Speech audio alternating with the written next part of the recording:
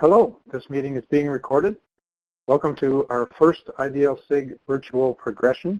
I'm Robert Hershenow, and this session is entitled Audio Editing Tips, 3 Easy Steps to Improved Voice Recording. If you meant to be in Melissa Rurick's session about Microsoft Word, there's a link there at the bottom of the screen where you can access that.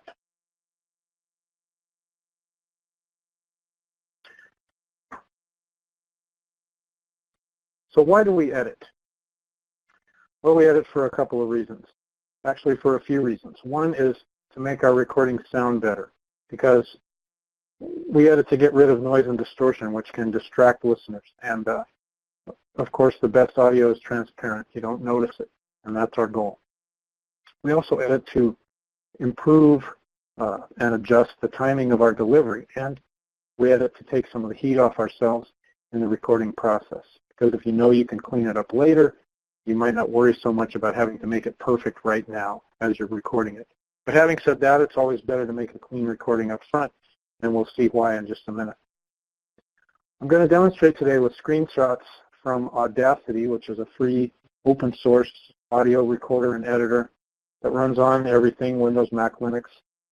It's available from this website, audacityteam.org. It's a great program, especially for free. It has an amazing online manual. Here's page 1 of the manual. Lots and lots of tutorials, user groups and forums, a huge user community out there. So, and it can be as easy as you want to make it or as complicated as you want to make it, depending on what you want and need to do. So if you're not using Audacity, if you use some other recording program, the topics that I will address in this presentation will apply to you too, because pretty much every editing program is going to offer something like what the features that I'll talk about here. So here are the 3 big steps that we'll cover today. We'll talk about how to trim the tracks using the Waveform Editor, how to use noise reduction software and filters to lose the noise in your recordings, and how to optimize the sound using equalization, compression, limiting, and probably a secret weapon. And then, once you get the sound you want, step 4 involves cutting and pasting, copying sound, and also generating silence to produce the desired timing. And we'll take a look at ways to do that in Audacity. Now, before I begin editing an audio file, I always set up a little project file structure to keep things straight. And here's what it looks like. You might find this useful. You might like to do it some other way, but that's supposed to say set up files for your project. Within the project folder, there's a folder for original recordings, which I keep and also back up elsewhere, of course. Then there's a folder for working files, separate from the originals. I save these incrementally. Every time I do another step, I save it with a different name. And I keep a log describing what those are. This is very important. If you have to come back in 6 months or a year and revise or update your recordings, you won't remember what each of them were, unless you've got some kind of amazing mind. So it's a really good idea to document all that stuff. There's another folder for exported files for the final, not only the final stuff, which is probably going to be MP3s, but also the uncompressed files, WAV for Windows or AIFF if you're working on a Mac. And one more folder for little stuff, sound effects, music, support documents, and things like that. So with a place for everything, it'll make it a lot cleaner, and especially, like I said, if you have to come back later and then modify something months or years down the road. So if you'll stand by for a second, I'm going to open Audacity, and the rest of this presentation is going to be a demonstration pretty much within the program. So I'm going to figure out how to share my screen here.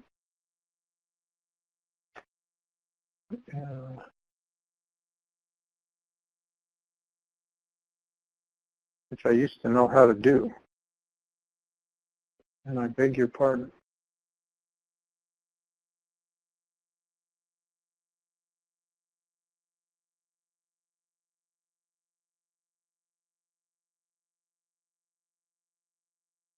Okay, so you should be able to see the Audacity screen here. Let me know if you can't. I can see the chat window, or I could hear you if you want to speak up. So in this recording, I'll just show you some basics. You can drag and drop through the Waveform Editor here. You can also grab the bottom of this window and pull it down to expand this window a little bit, which makes it a little bit easier to see what's going on. Now in this recording, these big chunks of sound are my voice, and the stuff in between is background noise. And you'll notice that it's different from place to place. Over here, there are a couple of other things happening. But basically, those are the two things we have. So I want to reduce the noise throughout the track. Okay? This noise actually exists underneath my voice too, of course. You just can't see it because the voice is louder. And then I also want to trim the excess material, the stuff at the beginning and at the end. And then optimize the volume. This is actually pretty low volume. If we're at full blast here, these big chunks of voice would go all the way up to the top and the bottom of this window. Okay, so we've got a little cleanup to do and then some things. Some things with the level. The first thing I want to do, though, is remove DC offset, which is a kind of electronic imbalance that you can read about in the Audacity Manual if you don't know what it is, or you can just take my word that it can cause distortion during editing because it offsets where the sound file is with regard to zero voltage. So we can remove that with a feature in the Effect menu called Normalize. We'll go to Effect Normalize. Remove DC offset is checked. Make sure that's checked. And we won't worry too much about the maximum amplitude right now, but I always try to set it to -1 just to leave some room for working later in case we do something to make the sound get louder. So we'll say yes here. And that, I don't know if you noticed, but it boosted the sound up just a little bit. And now we've lost the DC offset. But you'll notice we have a big spike right here. And that's what we need to deal with next, because this spike is where the program measured that -1 dB, and we want that to be measured more along the lines of the voice. So what we can do is highlight this by dragging across it, and then click this button up here in the middle which says Fit Selection. And it'll zoom in on just that part that we selected. Now we can see that spike in all its glory. We can select it, and I'm just going to be real sloppy about this and just make it work. You will want to be more careful when you do this yourself, and it'll take some trial and error. Do it, listen to it, probably undo it, go back and do it again. One of the nice things about Audacity, by the way, is that it has unlimited undo. So you can just go back and fix your mistakes over and over again as much as you want.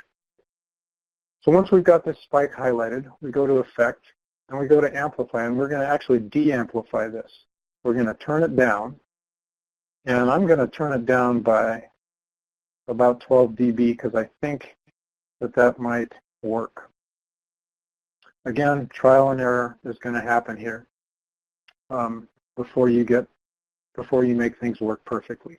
Now we'll click Fit Project to zoom back out and look at the whole thing. And you can see that spike is gone.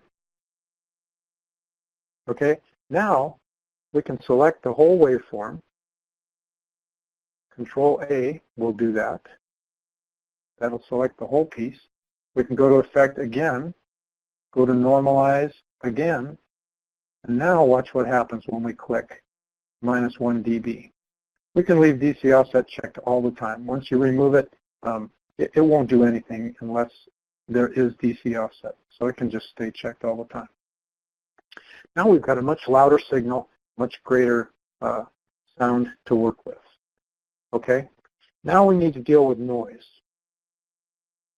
So the first thing we need to do, the noise reduction software all pretty much works the same. You take a sample of the noise, and then you tell the program to remove that from the whole rest of the waveform.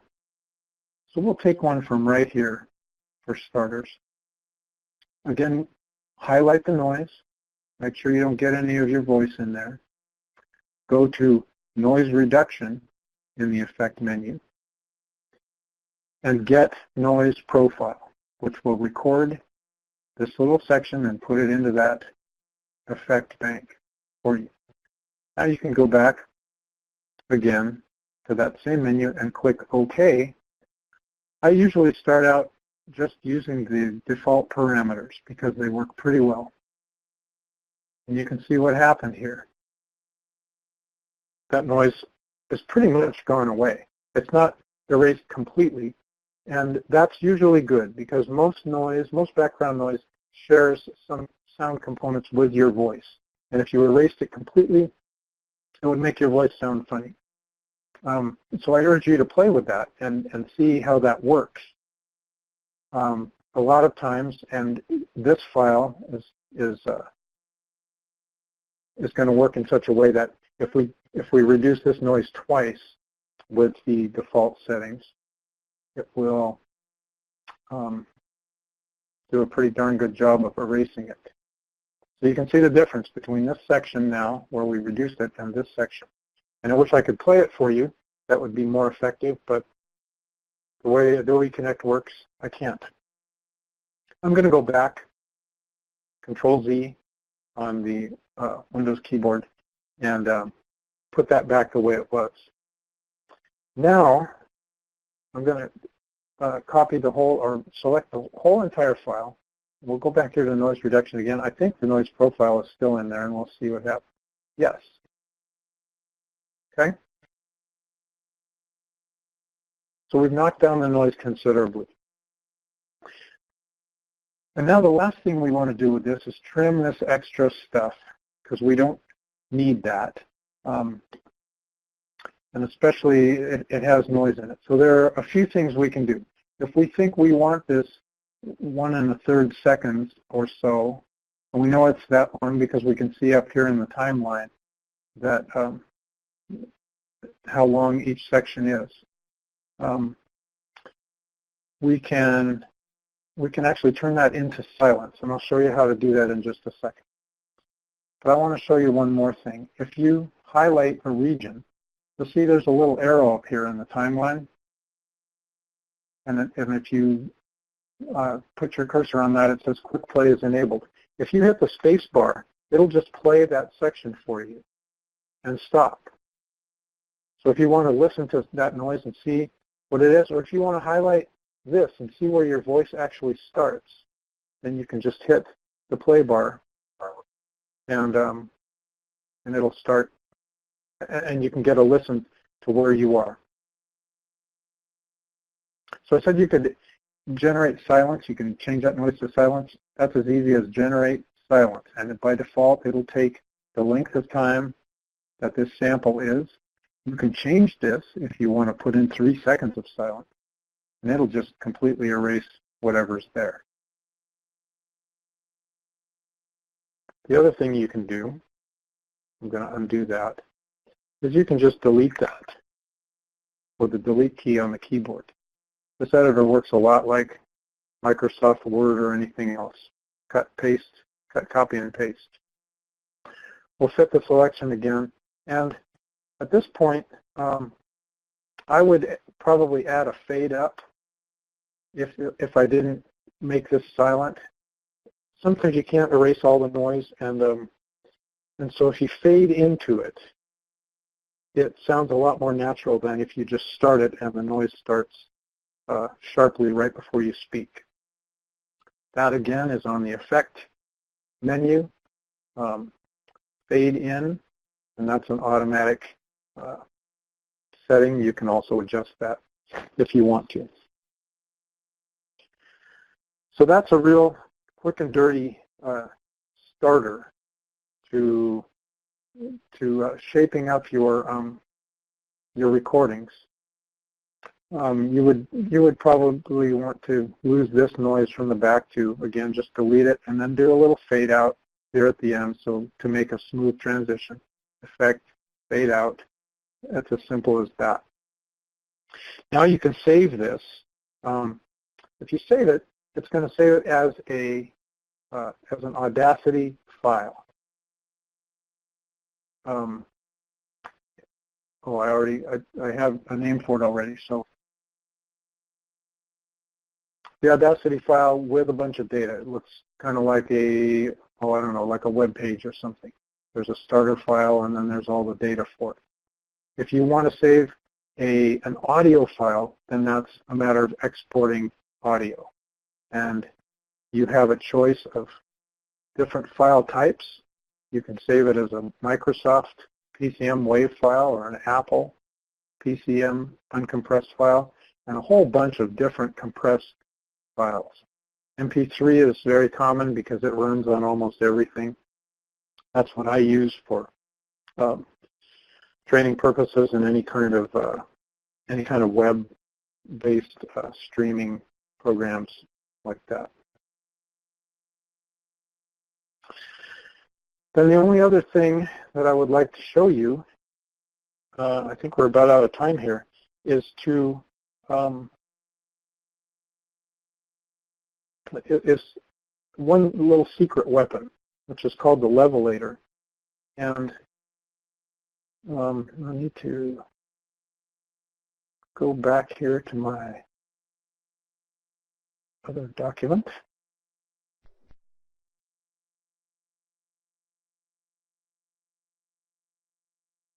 It's a good thing this webinar is free, because we really don't know what we're doing yet. Okay, here is a program called the Levelator, which you can download from Conversations Network. And this is about the easiest thing in the world to use. You take a WAV file or an AIFF file if you're working on a Mac, and you drop it on this window that you open when you run the program. And in a few moments, you just find a new version of your file which sounds better. This takes care of compression and limiting and normalizing, and it's really worth a look. So that's the way I end up finishing all my recordings, my narrative recordings with the Levelator. And that's about it for our short little session today.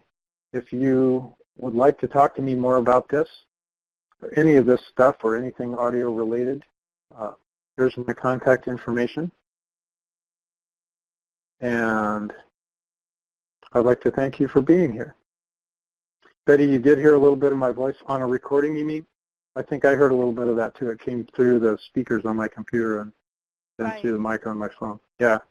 Yeah, this is Betty, Robert, and I thought you said you couldn't, we couldn't hear your voice, but I just wanted to let you know that it did come through. So if you wanted to play that. I could play it. I could try it, I guess. You can't really hear what I would want to show you. Okay. From the laptop speakers into the phone microphone and so on. I'm working on a way to connect real audio, but I know you are. Haven't gotten there yet.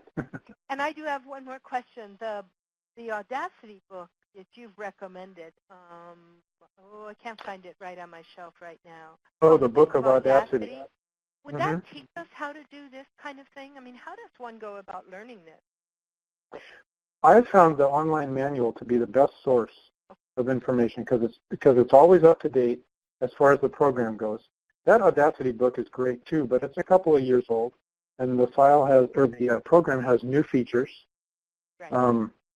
So the online manual is tremendous, though, and the user communities are really nice. There's forums and all kinds of other resources there. So if you go to that Audacity website and find that manual, that's a good place to start. Okay. Thank you, as always. Or call me up. Okay. Thanks very much. Thanks a lot. Hope it was Bye-bye. helpful. You bet. Thank Bye-bye. you. It was very helpful. Thank you. Bye-bye. Great.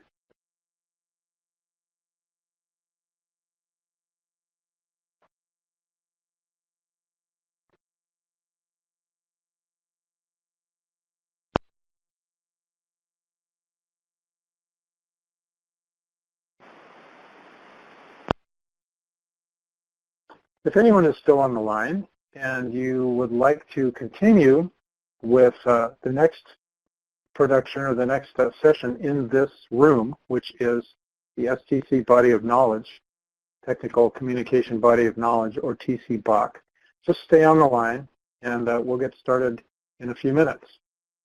If instead you want to join Scott McCoy to hear about the mentor board, there's a link here at the bottom of the screen where you can find that. Or you'll find that in the email that you received when you signed up for this session. Thanks much for attending.